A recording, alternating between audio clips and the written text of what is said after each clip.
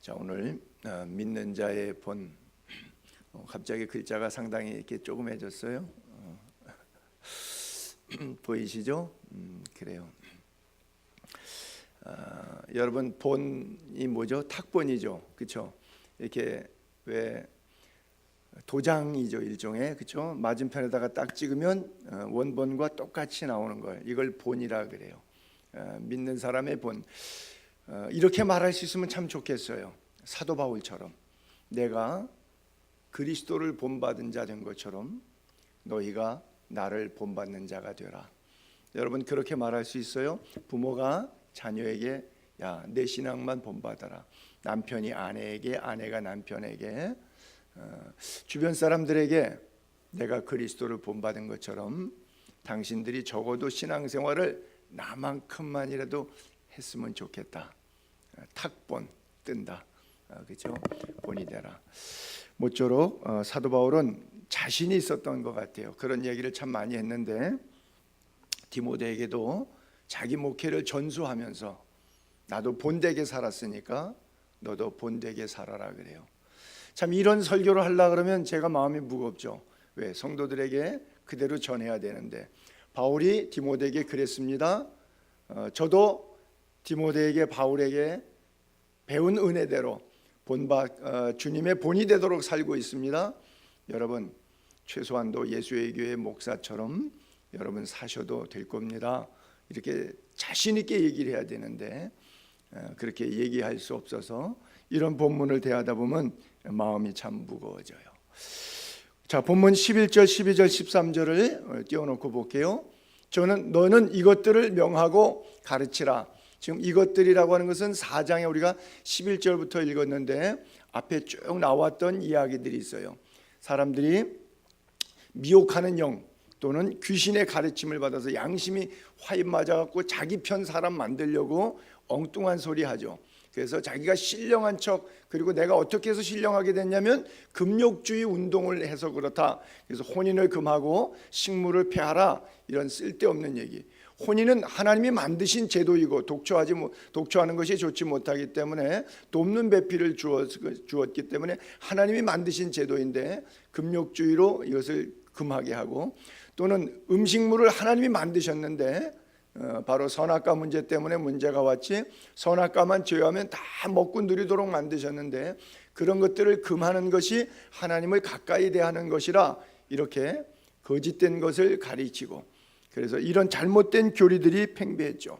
또 특별히 1세기 사도 바울 당시에는 영지주의, 그노시즘이라고 하는 것 때문에 이원론, 육체는 악하다, 영은 선하다.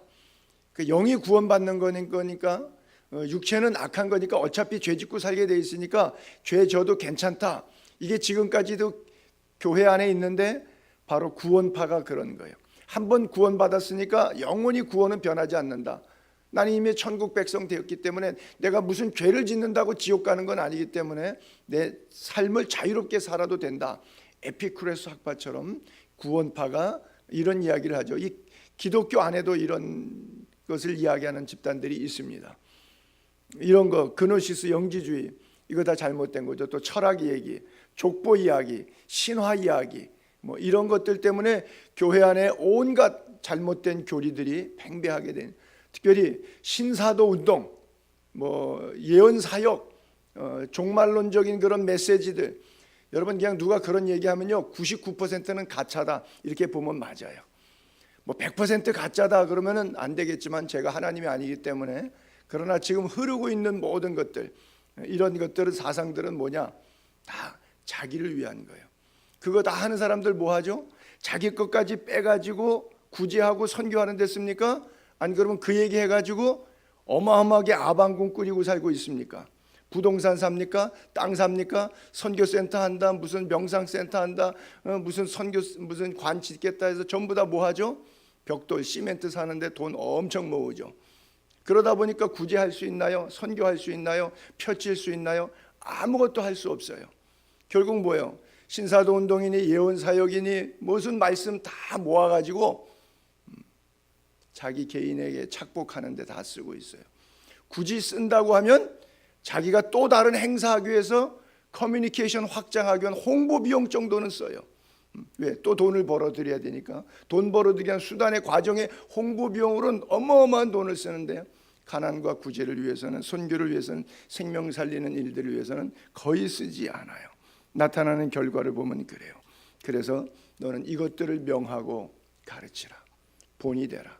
그 사도 바울은 본되기 위해서 자기가 자비량 사역하고 또 텐트 메이킹하고 나름대로 최선을 다해서 그들에게 폐를 끼치지 않으려고, 민폐 끼치지 않으려고 또 겸손하게 그런 모습으로 사역했던 사람이죠. 자, 근데 문제는 이제 목회 서신에서 디모데에게 왔습니다.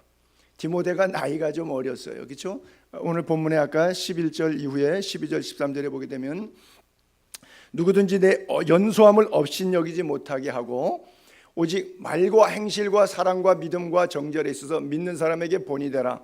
그리고 내가 다시 너를 만날 때까지 읽는 것, 권하는 것, 가르치는 것에 전념하기 바란다.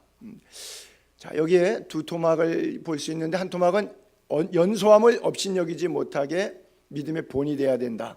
그리고 두 번째는 본되기 위해서는 어떻게 해야 된다. 즉 말과 행실, 또 사랑과 믿음, 정절에 본이 되고, 또 늘 공중 앞에서, 대중 앞에서 하나님의 말씀에 관해서 읽고 권면하고 가르치는 것에 전념해라. 다른 거 하지 말고 말씀과 기도에 전무해라. 이런 권면을 이야기해 줬어요. 사실 디모데가 이 글을 받을 때 AD 한 64년경에 디모데 전서를 씁니다. 그리고 후서를 이어서 그가 죽기 전에 65년, 6년경에 쓴 것으로 우리가 신학자들이 추정을 해내고 있습니다.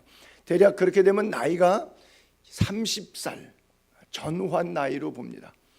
그러니까 64, 5세 된 선배 목회자가 이제 30살 막 된 후배 디모데 목회자에게 목회 서신을 전달하면서, 나이가 한 30년 아버지뻘 이상 되니까 신앙으로 낳은 아들뻘이니까 어떻게 목회할 것이냐. 근데 네가 나이가 어리다 보면 사람들이 이렇게 무시하는 경우, 한국 사람들도 싸우다 보면 중간에 이런 얘기 나오죠. 너 몇 살이야? 그렇죠? 그건 좋은 건 아닌데, 서양에서는 약간 좀 금기시되는 현상도 없잖아 있긴 한데, 나이 묻는 거 이런 게 실례인데, 한국에서는 뭐 좀 감정 나쁘고 싸이나 나쁘면 내가 네 아버지 뻘이다 이 녀석아 뭐 이러고, 너 몇 살이냐 뭐 주로 이것으로 그냥 옳고 그름을 따지지 않고 그냥 나이로 찍어 늘려서 이기려고 하는 그런 성향이 좀 없지 않아 있죠. 어쨌든 교회 안에도 마찬가지예요. 교회 안에도. 그래서 교회 안에 신앙생활을 한다면서도 목회자의 연소함으로 인해서 업신여기는 현상들이 있었기 때문에 그러지 않도록 하기 위해서 네가 어떻게 해야 될 것인가 하는 이야기를 해요. 우리 교회 저희 유기란 목사님 제가 없을 때 지난주에 와서 설교했잖아요. 거기 정미숙 사모하고 오후 예배 때 간증도 했는데, 그 친구들은 제가 25살 충남 홍성군 금마면 장성리 장성성결교회 시골교회 담임 목사로, 담임 전도사로 전임 사역하고 있을 때에 제가 25살 때예요.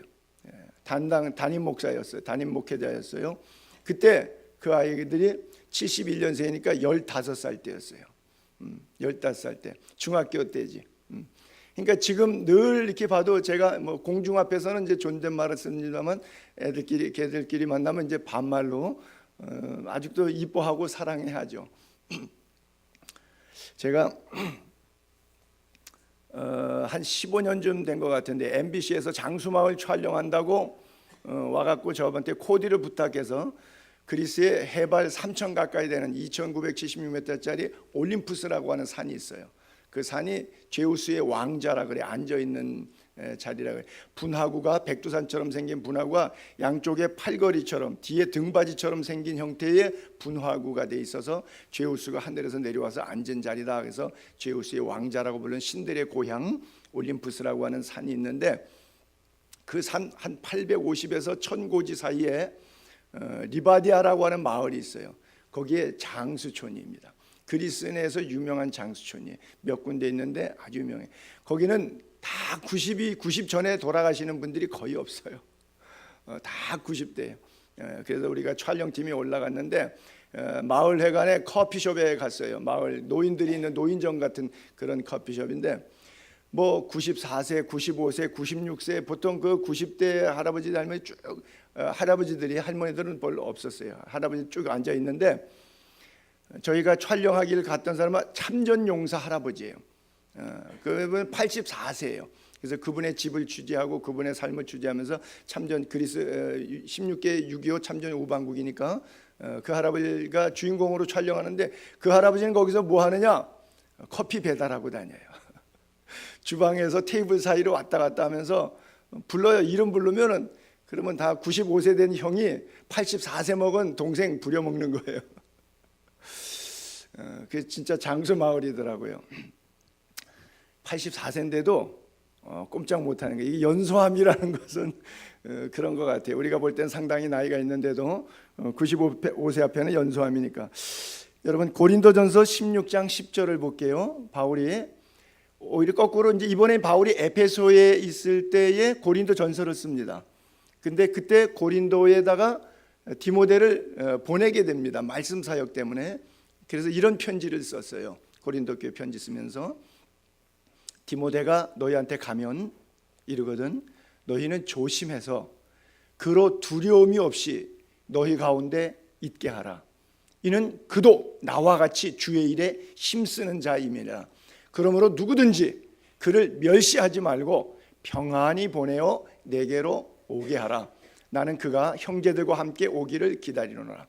자, 지금 이 에페소에 있습니다. 바울은 그러면서 고린도로 디모데를 보낸 거예요.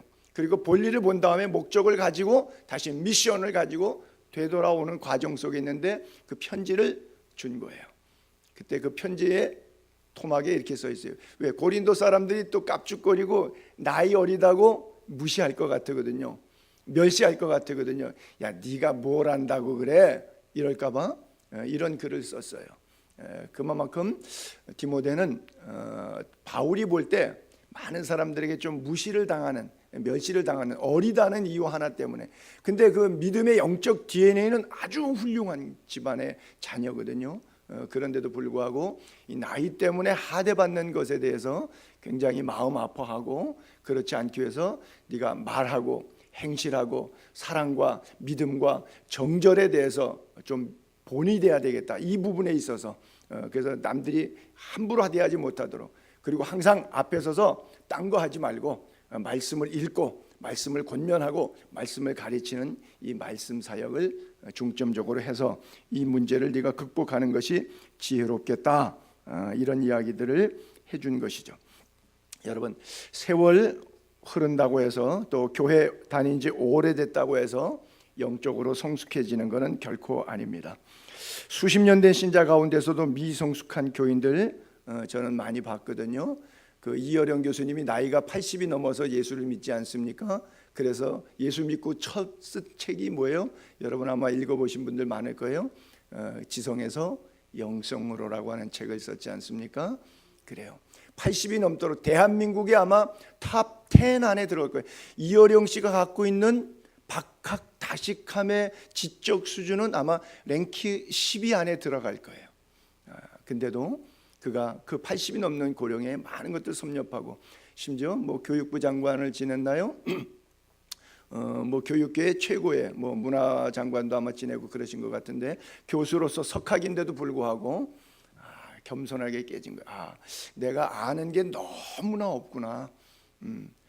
지성 위에 영성이 있는데 내가 이것을 깨닫지 못했구나 하고 겸손하게 영성에는 자기가 어린 아이였다고 쓴 그런 고백의 책입니다. 사도 바울도 고린도에서 사역할 때 말씀 사역이 자기의 외적인 모습, 나이가 어리거나 지식이 짧거나 자기가 좀 신체적 장애를 가졌거나 경제적으로 좀 궁핍했거나 이런 자기가 갖고 있는 주변적 상황 때문에 내가 전하는 복음이 무시당할까 봐 굉장히 힘들어했어요. 그렇잖아요.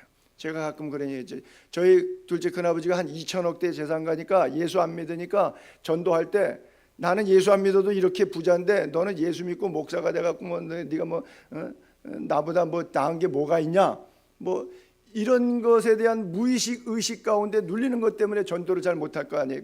내가 복음을 전해봐야 이게 튕겨날 것 아니겠어요? 똑같은 거예요. 바울이 늘 마음속에 힘들어했던 부분이 바로 그런 거예요. 고린도전서 2장 3절 4절 그리고 5절을 볼게요. 내가 너희 가운데 거할 때 약하고 두려워하고 심히 떨었노라. 떨은 이유가 왜 떨었냐? 바로 이것 때문에 떨은 거예요. 부족해서 떨은 게 아니라 내 말과 내 전도함이 설득력 있는 지혜 말로 하지 않고 다만 성령의 나타남과 성령의 능력으로 해서 너희 믿음이 사람의 지혜에서 나오는 것이 아니고 다만 하나님의 능력에 있게 하는 것을 나타내고자 하는데 이게 잘 안 드러날까 봐. 왜? 나 때문에. 그렇잖아요. 수돗물 나오는데 수돗물은 수원지에서 맑은 물이 오지만 수도관 파이프가 녹슬어 있으면 녹물이 나오잖아요.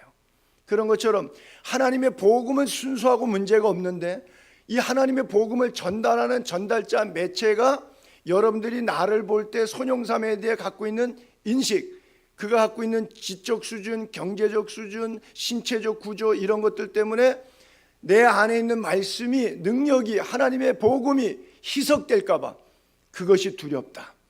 사도 바울이 약하고 두려웠고 심히 떨었던 이유는 바로 그런 부분의 문제라고 하는 거예요. 그래서 본인도 경험했고 또 디모데가 같은 그런 입장에 놓여 있고 그래서 연소함으로 업신여김 받지 않도록 해서 믿는 사람의 본이 돼야 될 필요가 있다. 그래서 말하고 행동하는 것 조심하라. 특별히 언어의 영성이라 그러죠. 언어만 잘 조절해도 괜찮을 거예요. 제가 아마 언어만 좀 잘 이렇게 활용했어도 좀 괜찮은 수준에 아마 올라갔을 것 같아요. 그렇죠? 근데 이게 문제죠. 그렇죠? 언어를 잘 관리하지 못해서. 그래서 사도 바울도 디모데에게 이제 시작하는, 자기는 지는 사역자잖아요. 이제 은퇴하는 사역자잖아요. 그러니까 떠오르는 사역자에게 언어가 참 중요하더라. 이게 사람 감정과 연결되고 있기 때문에 자, 언어에 관한 것 다 알지만 성경에서 몇 구절을 볼게요. 야고보서 3장 2절에 보게 되면 우리가 다 실수가 많아. 만일 말에 실수가 없으면 이 사람은 온전한 사람이에요. 능히 온 몸도 다 굴레 씌울 수 있을 정도로. 혀는 곧 fire, 불이요. 그 다음에 불의, 죄란 말이죠. 불의의 세계라. 혀는 우리 지체 중에서 온 몸을 더럽히고 삶의 수레바퀴를 불사르니, 말 한마디로 그 인생이 불타버리는 거예요. 그 사르는 것이 마치 지옥불에서 나는 것 같으다 그랬어요. 또 야고보서 3장 10절에 보게 되면 이어서 한 입으로 찬송과 저주가 나는도다. 내 형제들아 그렇게 하지 말라. 이거 마땅치 않다. 어떻게 샘물에서 한 구멍인데 단물과 쓴물이 동시에 나올 수 있겠느냐? 그건 나올 수 없다는 얘기죠. 그러니까 그리스도인이면 그리스도의 언어가 나와야 되는데 그리스도인인데 사탄의 언어가 나오면 되겠느냐? 찬송과 저주가 날 수 없다. 그렇게 이야기하고 있는 것이죠. 또 예수님께서도 마태복음 12장 34절에 바리새인들을 보면서 독사의 자식들아 너희는 악하니 어떻게 선한 말을 할 수 있겠느냐? 이는 마음에 악한 것 입으로 말하기 때문이다. 선한 사람은 그 쌓은 선에서 선한 말을 하게 되어 있고 악한 사람은 그 쌓은 악에서 악한 것이 나오게 되어 있다. 사람이 무슨 무익한 말을 했든지 어떤 나쁜 소리 잘못된 소리 했든지 심판날 그에 대해서 심판받으리라. 내가 말한 대로 직고하리라. 심판을 받는 거죠. 내 말로 의롭다함을 받을 수도 있고 네가 한 말 때문에 네가 정죄를 받을 수도 있다. 그러니까 네가 너의 언어를 결정해라. 굉장히 성경은 아주 무섭게 엄히 말하고 있어요. 자, 그래서 우리가 언어에 관해서 또 행실이라고 하는 것은 말로만 하는 것이 아니라 그 말한 것을 행동으로 책임질 때, 그렇죠? 말은 잘하는데 행동은 안 따라줘요. 그렇죠? 그러면은 우리가 약간 조금 갸우뚱거려서 그 말의 신빙성을 얻지 못하죠. 그래서 다시 또 말해도 양치기의 3번 거짓말처럼 더 이상 믿어주지 않는 그런 결과가 올 수가 있겠죠. 그 다음에 사랑도 마찬가지요. 사랑 그러면 최고의 사랑은 십자가의 사랑이죠. 즉 사랑은 sacrifice, 희생이다. The love is sacrifice. 사랑이 뭐냐고 물으신다면 사랑은 희생이라고 대답하겠어요. 절대 눈물의 씨앗이라고 대답하지 마세요. 사랑이 뭐냐고 물으신다면 십자가의 희생이 벗 사랑이다. 그렇죠? 또 믿음. 여러분 믿음 생각하면 어떤 사상, 관념 이렇게 생각하시면 안 되고요. 행동 이렇게 떠올리셔야 돼요. 믿음은 행동이다. 그러니까 행동이 없는 믿음은 죽은 믿음. 죽은 믿음은 믿음이 아닌 거죠. 죽었는데 그게 뭐 믿음이에요? 죽었는데 뭔 소용이 있어요? 그 믿음이 자기를 능히 구원하겠느냐? 묻지 않아요 성경에. 그러니까 믿음은 행동이다. 믿음은 행위다. 그래서 믿음은 관념이나 사상이 신념 이런 것이 결코 아니다. 이렇게 생각하시고요. 정절 마찬가지죠. 성적인 순결 또 성실한 생활, 이거 하나님과의 바른 교제 이런 부분에 있어서 본이 되어야 된다는 것이고 또 읽는 것, 권하는 것, 가르치는 것에 전념하자 그랬어요. 이번에도 제가 우리 목회자들과 함께 모시고 제가 성지순례 다녀오면서 우리 미자립교회 목사님들 좀 불편하지만 우리 교회에서 성도들이 정말 헌금했잖아요. 어떤 분은 그리스 가보고 싶은데 정말 꿈같이 가보고 싶은 나라 못 가보는데 못 가면서도 불구하고 목사님들 성지순례 다녀오시라고 거액의 헌금을 출연하신 분도 있잖아요. 정말 나도 못 가지만 우리 목사님들 가서 은혜 받고 오면 목사님들이 섬기는 교회가 말씀으로 푸르러지지 않겠는가 그런 마음과 그래서 제가 목사님들에게 늘 얘기했던 것이 공짜 여행이라고 생각하지 말고 공짜 고생이다. 우리 성경 읽고 공부해야 된다. 그래서 새벽부터 밤까지 그냥 목사님들을 제가 후라이팬에다가 올려놓고 콩 볶듯이 달달달달달 아주 볶았습니다. 그리고 그래서 마지막 여러분 돌아가실 때 손에서 책 들고 있다가 책 읽다가 졸다가 돌아가셔야 된다고. 그 책은 뭐냐? 성경책이요. 읽고 권하고 가르치고 손에서 성경책 떨어지면 그건 죽는 날이다. 그래서 목사는 은퇴했어도 손에서 성경책 들고 그거 읽다가 졸다가 성경책 툭 놓치고 떨어뜨리면서 죽어서 하나님 나라 품에 안겨야 된다. 그렇게 얘기를 했는데 자 그림을 몇 그림을 사진을 한번 볼게요. 이거 카타르 도하에서 비행기 갈아탈 때 비행기 갈아타는 시간이 한 2시간 기다렸어요. 그래서 화장실 갔다 오고 1시간 동안은 제가 집합을 걸었어요. 그래갖고 좀 한적한 곳으로 손님도 별로 없는 쪽으로 다 모여라 그래서 양쪽에 쫙 앉혀놓고 24명이 뭘 했냐? 고린도전서 다 읽었어요. 1시간 동안. 고린도전서는 1장부터 16장까지 있어요. 그래서 고린도전서를 성경 통독했고요. 같은 장면들인데 다음 장 보게 되면 아테네에서 첫날 밤 시차 여도 얼마나 피곤한지 몰라요. 여러분 생각을 해보세요. 토요일날 설교 준비하고 주일날 설교한 다음에 저녁에 모여서 밤 12시 반 비행기 타고 갔어요. 하루 종일 갔어요. 날아갔어요. 그리고 비행기 갈아탄다고 3시간 기다렸어요. 또 도착했어요. 비행기 또 갈아타고 아테네까지 날아갔어요. 토탈 18시간 50분 날아갔습니다. 그 얼마나 피곤해요. 근데 아테네 아크로폴리스 올라가서 보고 저녁 먹고 8시부터 모임하는데 저녁 8시 모임 시작할 때 되면 한국 시간으로는 새벽 3시였어요. 파죽이 돼가지고 피곤한데 저녁 새벽 3시에 집합 걸어갖고 제가 3시간 동안 또 말씀 나눴습니다. 성경 통독했어요. 저 아테네에서의 모습이고요. 다음에 고린도 갔을 때의 모습이고요. 다음에 여기는 이제 메테오라 갔을 때의 모습이고요. 다음에 데살로니가 갔을 때 전날은 마지막 날 제가 성찬식까지 하고 그랬는데 그래서 계속해서 모일 때마다 계속해서 성경 읽고 경건회하고 성경 통독시키고 통독한 내용에 대해서 썸머리 해갖고 제가 또 강해하고 그러니까 얼마나 피곤했겠어요. 뭐 새벽에 깨우죠, 밤에 안 재우죠, 낮에는 뺑뺑이 돌리죠. 그래요. 2번 다시 가고 싶지 않다고 하는지 모르겠는데 제가 꿈이 생겼어요. 저분들이 너무 행복해하길래 제가 앞으로 그런 얘기했거든요. 에세이를 쓴다면 내 인생에 목회하면서 가장 예수 얘기해서 행복했던 순간은 뭐냐? 여러분들의 주여 호주머니 쥐어 짜가지고 목사님들 성지순례 시켜드린 거라고.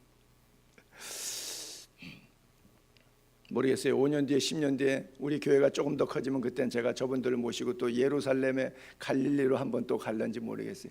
안 그러면 저 요르단의 광야에서 한 일주일 동안 어디 안 가고 거기서 그냥 출애굽기 현장 강해를 그냥 한 주간 동안 해보고 싶은 마음도 있고요. 목사들이 은혜를 받아야 돼요. 목사들이 감동을 받아야 돼요. 그래서 어떤 거 다른 거 자꾸 딴 생각하지 말고, 제가 그랬어요. 거기 뭐 아무래도 월급도 안 나오니까, 사례비도 안 나오니까 이중직 하다 보니까 뭐 다른 거 하는 분들이 많아요. 이렇게 목사님들 버스 장거리 이동할 때 마이크 돌아가면서 자기 보고하게 했거든요. 기도 제목 내놓게 했거든요. 그랬더니 뭐 이렇게 빌딩에 매달려서 유리창 닦으시는 분, 뭐 하여간 뭐 여러 가지 뭐 많은 일들 하시는 분인데, 여차하면은 이제 이거 못하면 이제 내려놓고 세상에서 뭘 먹고 살아야 될 궁리한다고 배수진 팀 목사님들도 있고 그래요. 그래서 제가 그랬어요. 부탁했어요. 우린 이 길에서 죽는다. 딴 생각하지 말라. 굶어도 이 길에서 죽는다. 그렇죠? 절대 딴 생각하지 말고 이 길에서 죽자. 그래요. 여러분, 목사들이 은혜를 받고 목사들의 가슴 속에 왜 내가 이 사명에 부르심이 있는지 이게 분명해야 돼요. 이게 없으니까 자꾸 하다가 딴 거 하잖아요. 그래요. 뭐 저도 마찬가지고 누구도 마찬가지. 그래서 우리가 성경 읽고 기도하고 자꾸 말씀으로 자기를 집어넣어야 돼요. 그래서 딴 얘기하지. 왜냐하면 성경과 말씀에 집중되지 않으면 설교는 지금 제가 해야 되잖아요. 그럼 뭐 해야 돼요? 이 시간은 때워야 되고, 성경이 부족하고 말씀이 부족하고 기도가 부족하면 뭐 해요? 딴소리 할 수밖에 없어요. 문학 이야기하고 시 한 편 읽어줘야 되고요. 뉴스에 나왔던 얘기 해줘야 되고요. 뭐 그런 얘기들로 한 시간 때워야 돼요. 땜빵에 울렸다 웃겼다 좀 재밌게 좀 해야지 또 사람도 좀 모일 수 있을 거고요. 뭐 이런 것으로 만담가 재담가처럼 그렇게 하는 수밖에 없어요. 세상 흘러가는 대로 편한 대로 듣기 편한 소리 하다가 갈 수밖에 없어요. 하나님이 우리들에게 이 시간에 주고 싶은 메시지를 줄 수가 없어요. 하나님이 우리에게 들려주시고 싶은 메시지를 전달할 수가 없어요. 왜? 내 안에 메시지가 없기 때문에요. 그래서 우리 목회자들에게 부탁했어요. 그래요. 여러분, 절대 어떤 분이 그런다 그래요. 설교 준비는 뭐하러 하냐고. 자기 설교 준비 많이 해봐야 자기 소리밖에 안 한다고. 기도하는 가운데 하나님이 주시는 거 받아서 하나님 말씀 그대로 전달해야 되지. 주로 오순절 계통에서 공부하신 분들이 그런 경우들이 간혹 있거든요. 안 됩니다. 혹시라도 여러분 다른 교회 가실 일이 있거들랑 그런 교회는 절대 가지 마세요. 절대 가지 마세요. 설교 준비 12시간, 제 우리 목사님들 12시간 이하로 준비하는 목사 설교 들을 거 없어요. 뭐 5시간, 6시간, 17시간 뭐 몇 시간씩 준비해가지고 하는 설교. 그렇다고 해서 위대한 설교 나오는 건 아니지만 자기에 대한 예의를 갖추라 그랬어요. 하나님의 말씀이 성서학적으로, 고고학적으로, 문학적으로, 시대적으로, 언어적으로, 원어적으로, 그리고 다른 분들은 검증된 분들이 이 부분을 어떻게 본문을 강해하고 설교했는가, 다른 목사님들 설교를 최소한도 그 본문에 관해서는 10명의 이상의 설교들을 리서치해보고, 물론 다 거의 중복되는 내용이겠지만 그래도 해보고, 그리고 기도로 매달려서 하나님께서 이 본문을 통해서 우리 교인들에게 뭐 사랑의 교회에서 무슨 뭐 여의도 순복음교회에서 어느 교회에서 줬던 말씀 말고 이 시간에 우리 교회에서 우리 성도들에게 주시길 원하시는 하나님의 메시지는 무엇인가, 그것을 기도하는 가운데 찾아내고, 그렇게 해서 목사님들이 설교 준비하라 그랬죠. 그리고 나서는 검증된 이야기만 하라 그랬어요. 왜? 뭐 마치 기도해서 하나님이 응답 주셔가지고 하는 것처럼 이거는 특별히 하나님이 나에게 깨닫게 해주신 거라고. 이딴 쓸데없는 소리 하지 말라고. 가끔 가다 보면은 좀 부흥사 기질이 있는 분들이 그런 얘기하거든요. 특별히 이 말씀을 하나님께서 나에게 깨닫게 하신 거라고요. 지가 뭔데? 75억 인구 가운데 지가 뭔데? 그렇지 않잖아요. 미물에 있는 모든 영혼들, 한 영혼 한 영혼들을 하나님이 다 사랑하시지 그만 사랑하시고 그에게만 75억 명 다 75억 명 다 모르게 하고 자기 한 사람만 알게 하시는 그런 하나님인가요? 그렇지 않아요. 우리 하나님 그런 하나님 아니거든요. 근데 그런 하나님으로 도배하는 이유가 뭐죠? 자기의 영성을 드높이기 위해서 그러죠. 그래서 절대 검증되지 아니하는, 남이 말하지 않은 것은 말하지 말고 남이 한 말만 해라. 그런 이야기까지 심지어 있는데, 여러분, 거짓 교사, 거짓 선지자가 따로 있는 것이 아닙니다. 내가 순간 거짓 교사 될 수 있고 거짓 선지자 될 수 있는 거예요. 끊임없이 성경 읽고 기도하지 않으면 그렇게 될 수밖에 없어요. 사진 몇 장 올렸기 때문에 올린 김에 제가 잠깐 보고 삼아 말씀드리겠는데요. 우리가 이제 양고기도 한 2차례 잡았었고요. 다음에 또 넘겨볼까요? 양고기 파티하는 모습이고요. 가는 데마다 또 넘겨볼까요?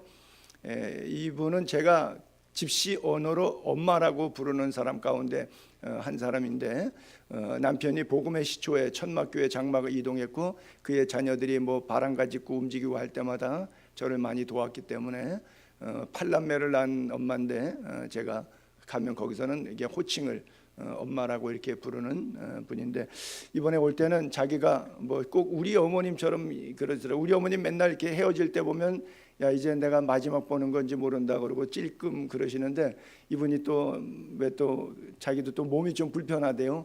그러면서 이번에 보면 내가 내년에 널 볼런지 못 볼런지 모르겠다 그러고 또 찔끔 하더라고요. 괜히 또 그래 내가 안 속아요. 그리고 20년 더 사시더라고. 우리 어머님 보니까. 다음,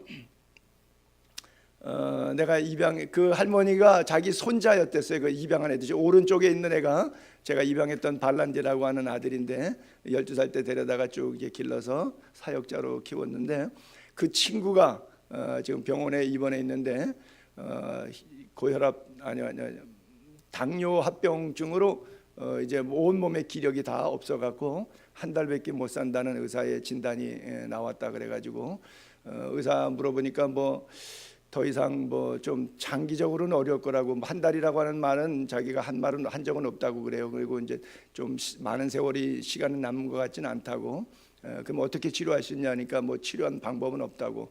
그러면 집에 가서 퇴원하는 게 낫냐고. 그래서 그날 제가 그냥 퇴원을 시켰습니다. 그냥 집으로 가도록 하고 기도해 주었는데, 뭐 하나님의 손에 있으니까 제가 끝까지 마지막까지 꼭 붙잡은 것은 너 예수님 붙잡아야 된다, 십자가 붙잡아야 된다. 제가 줄 수 있는 것은 그런 것이죠. 그렇죠? 자, 그래서 읽는 것과 권하는 것과 가르치는 것, 이것을 권면하고 있는데, 이 세 가지는 사실 어떤 의미에서 보게 되면 하나라고 볼 수 있죠. 고대 사회는 성경책이 지금처럼 여러분 손에 다 있는 게 아니라 필사본에 의해서 파피루스나 양피지에 쓰니까 다 가지고 있지 않죠. 그러니까 회당에서 읽어주는 거예요. 그래서 사도 바울이 읽는 것, 집에서 혼자 읽는 것만 얘기하는 것이 아니라 이것은 공중 앞에서 자꾸 성경을 읽어줘. 왜? 성경을 들어본 적이 없잖아요. 요즘같이 책이 흔한 시절이 아니잖아요. 그래서 성경을 자꾸 읽어주라는 거예요. 그리고 그 내용을 풀어주라는 거예요. 그리고 그 내용을 가르쳐주라는 거예요. 권하고 권면해주고 그 가르쳐주라, 그 읽어주라. 그래서 다 문맹이기 때문에 또 책을 준들 읽을 수 없는 사람들도 많았을 테고요. 그렇죠? 그래서 공중 앞에서 자꾸 시간만 되면 때로 어떤지 못 어떤지 이 성경을 자꾸 읽어주고 권하고 가르치라 그랬던 거죠. 그래요. 이 평범한 사역인 것 같지만 엄청난 사역이에요. 제가 메시지를 하면서 때때로 느끼는 것이 여러분들이 어떻게 받아들일지 모르겠는데 종 같은 그런 분이 계시고 벽돌 같은 분도 계세요. 말씀이 예를 들어서 탁 던져요. 그러면 종은 탁 치면 땡 하고 울림이 있어요. 그 말씀이 여운이 돼가지고 나에게 어떻게 적용되어야 되는가 하는 것에 대한 울림이 있어요. 어떻게 살아야 되는가, 여기 회개가 있고 결단이 있고 적용이 있어요.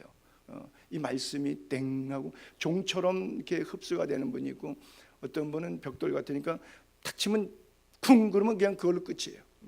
절대 안 변해. 죽어도 안 변해. 그래요. 여러분들은 종이에요, 벽돌이에요?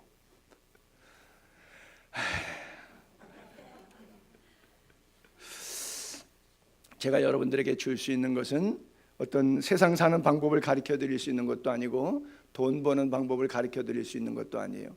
우리가 목장 모임에서도 마찬가지예요.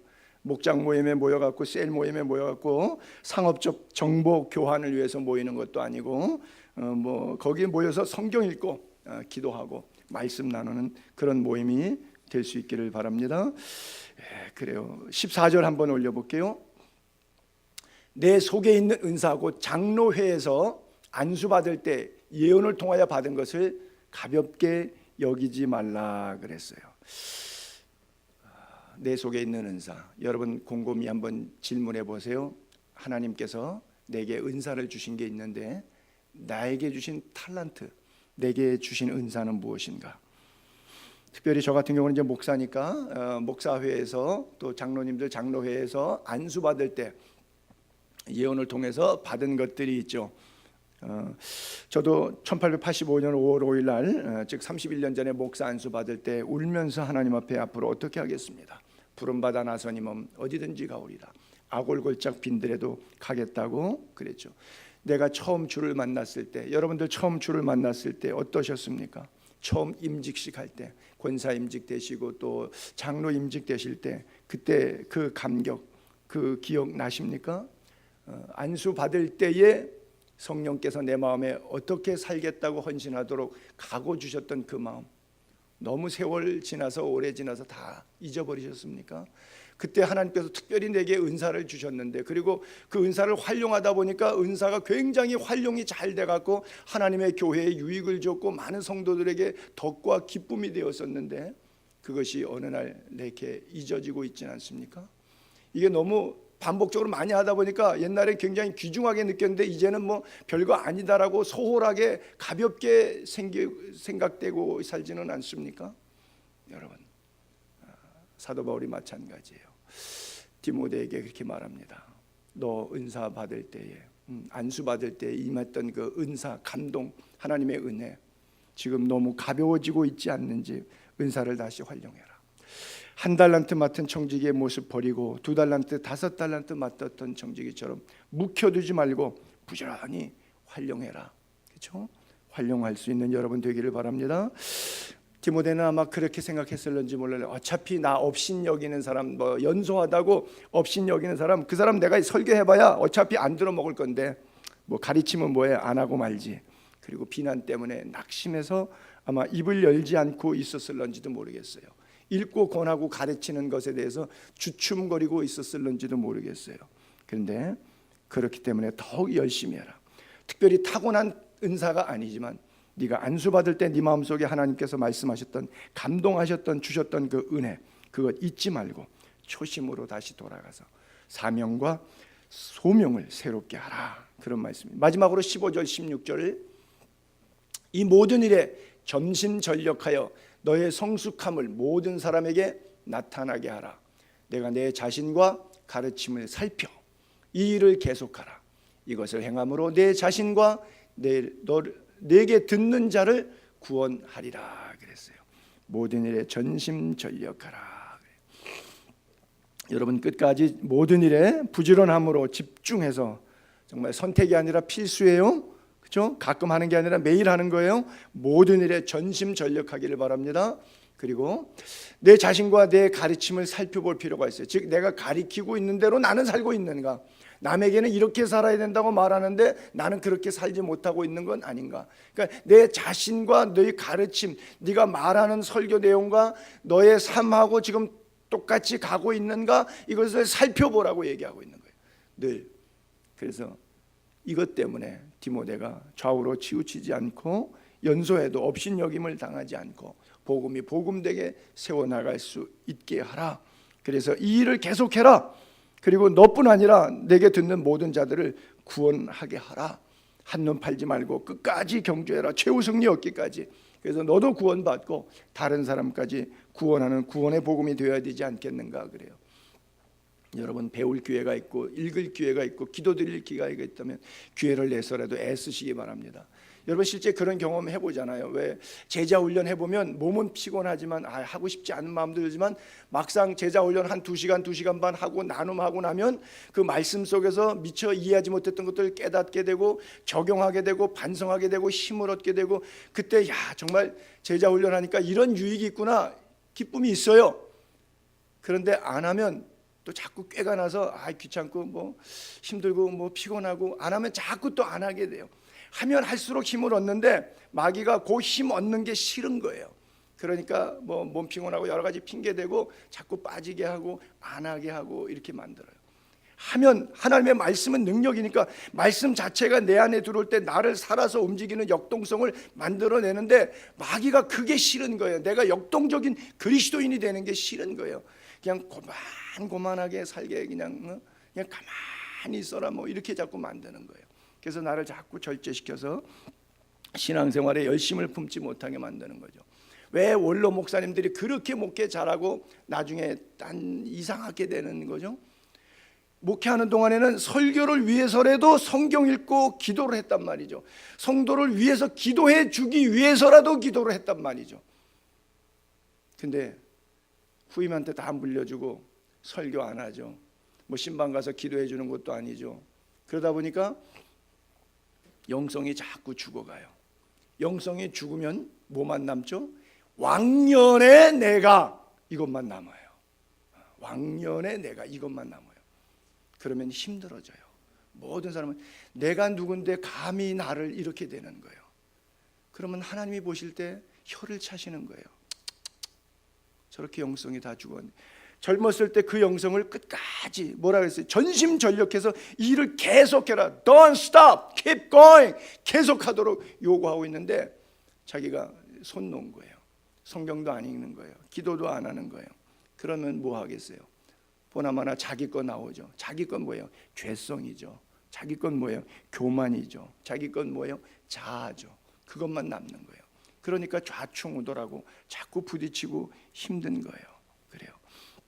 제가 우리 박조준 목사님은 그래도 한 달에 한 2번 정도 뵙니다. 우리 목회 나눔을 통해서. 근데 그분이 메시지도 해요. 참 85세인데도 불구하고 은퇴하신 지가 벌써 15년이 넘잖아요. 그러신데도 불구하고 영성이 깨어있어요. 왜요? 기도하시거든요.